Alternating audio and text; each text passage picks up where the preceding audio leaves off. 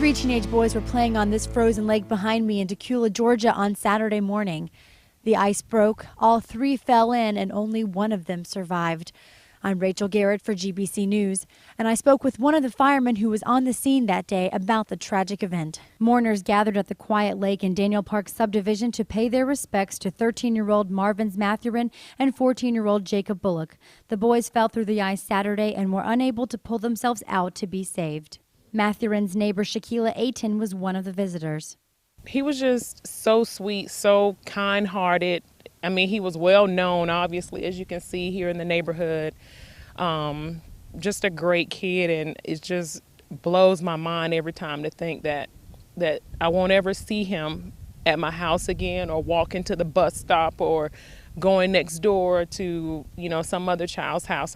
Other visitors to the lake told me their grandsons played football with the boys, and they drove Mathurin home from practice a time or two.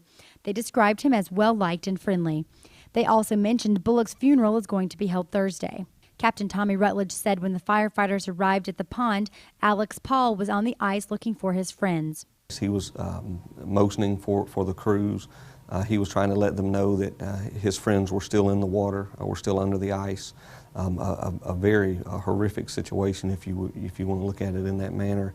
If you could imagine knowing that you have people trapped underneath the ice in a pond, not knowing how deep that water is. The water was certainly very murky. Despite some neighborhood complaints, Rutledge said the firefighters followed standard procedure and rescued Paul first. The other boys were nowhere to be seen. Getting that young man off of the ice into a safe area so that we didn't end up with a third victim was very critical to them. They were focusing in on what we call a viable victim, which was that young man who was on top of the ice. Once they were able to get him over to the side, the officer on the truck made a quick determination that the ice was already cracking.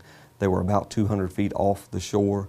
They had no sign, nobody was waving at them, nobody was splashing in the water. Rutledge says his heart goes out to the boys' families and says the fire department sent out a press release Friday to warn people of the dangers of ice. He says the time to play on ice is never. Water does not freeze uniformly, and therefore you may think that you're on a sturdy, strong piece of ice, but only a foot away, it can be very brittle. Alex Paul was treated for hypothermia and was released from the hospital Saturday night. One of his classmates told me he was very upset today, but is expecting to return to school tomorrow. For GBC News, I'm Rachel Garrett.